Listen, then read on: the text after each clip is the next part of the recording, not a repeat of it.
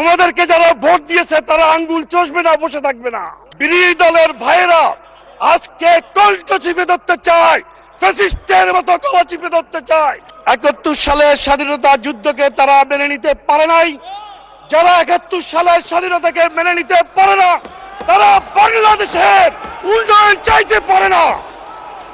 প্রিয় মাননীয় স্পিকার, ৭১ সালের জন্ম হয় বাংলাদেশকে তারা মেনে নিতে পারে নাই বলে আজকে সত্যজাত সরকারের বিরুদ্ধে কাজ করছে। মাননীয় স্পিকার, আপনি শুনেছেন চট্টগ্রামে গতকাল সিটি কলেজে ছাত্রদলের উপরে হামলা করছে কারা? শিবির। কি অপরাধ ছিল? ছাত্রদল শুধু বলেছে গুপ্ত, ছাত্রদল লিখেছে গুপ্ত। সেই জন্যই তারা একটা গুপ্ত শব্দকে উল্লেখ করে তারা ছাত্র দলের উপর হামলা করে বাংলাদেশের গণতন্ত্রের উপর আঘাত করেছে। মাননীয় স্পিকার, আজকে আমাদের বিরোধী দলের ভাইয়েরা খেপে উঠেছে এই সংসদে, গণতান্ত্রিক ভাবে কথা বলার অধিকার দিতে চায় না। চট্টগ্রামের ছাত্র দল কি কথা বলেছে? গুপ্ত বলেছে। এই সংসদে আমরা নির্বাচিত হয়ে আসছি কথা বলার জন্য। বিরোধী দলের ভাইয়েরা আজকে কণ্ঠ চিপে ধরতে চায়, ফ্যাসিস্টের মতো গলা চিপে ধরতে চায়। তার প্রকাশ এখানে চট্টগ্রামের ছাত্র দল একটা শব্দ লিখেছিল গুপ্ত। এই গুপ্ত শব্দের সাথে তো কোনোভাবেই সংশ্লিষ্টতা নেই। গুপ্ত মাননীয় সদস্য, আপনার এক মিনিটে কনক্লুড করেন। শান্তি, 1 মিনিট কনক্লুড। স্থিতিশীলতা তারা চায় না। মাননীয় স্পিকার,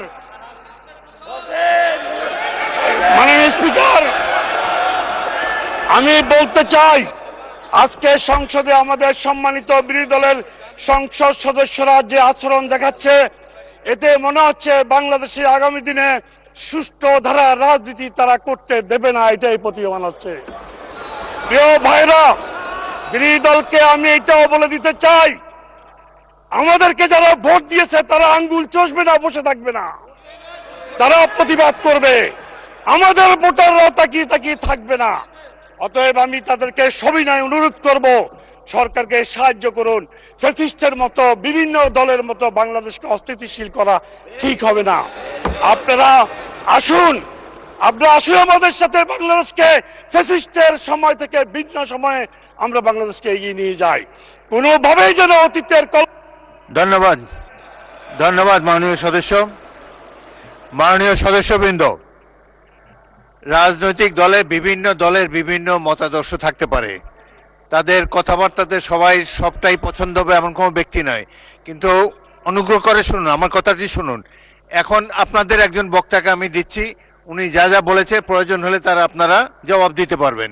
বক্তব্যের মাধ্যমে জবাব দেন। একজন বক্তাকে বক্তব্যের সময় অনুগ্রহ করে ডিস্টার্ব করবেন না। আচ্ছা, মাননীয় বিরোধী দলের নেতা বলেন, কিন্তু এই বক্তব্যের মাধ্যমেই জবাব দিবেন, এটাই আমরা আশা করি। কাউকে ডিস্টার্ব করবেন না। বলুন। না মাননীয় স্পিকার। জি, ধন্যবাদ মাননীয় স্পিকার। প্রথমে আমি তীব্র প্রতিবাদ জানাই, এখানে যে অসংসদীয় ভাষা ব্যবহার করা হয়েছে এটা এক্সপান্ড করা হোক। 2 নম্বর, একজন সংসদ সদস্য সংসদের ভিতরে দাঁড়িয়ে যে হুমকির ভাষায় কথা বললেন, আমরা এতে আঘাত পেয়েছি এবং আমরা আমাদের ক্ষোভ প্রকাশ করছি। জনগণ বসে থাকবে না তার মানে কি? তিনি কি উস্কাইয়ে দিচ্ছেন জনগণকে বিশৃঙ্খলার দিকে? এগুলা সংসদীয় আচরণ না মাননীয় স্পিকার। আমরা পরীক্ষা করে দেখব, যদি কোনো অসংসদীয় কোনো ভাষা থাকে সেটা আমরা এক্সপাঞ্জ করব যদি থাকে। আর দ্বিতীয়ত, যেসব বক্তব্য, এটা তো বাংলাদেশের রাজনীতির ভাষা, আমরা চুপ করে থাকবো না, এইগুলো তো শত বছর ধরে বাঙালিরা বলে এসেছে।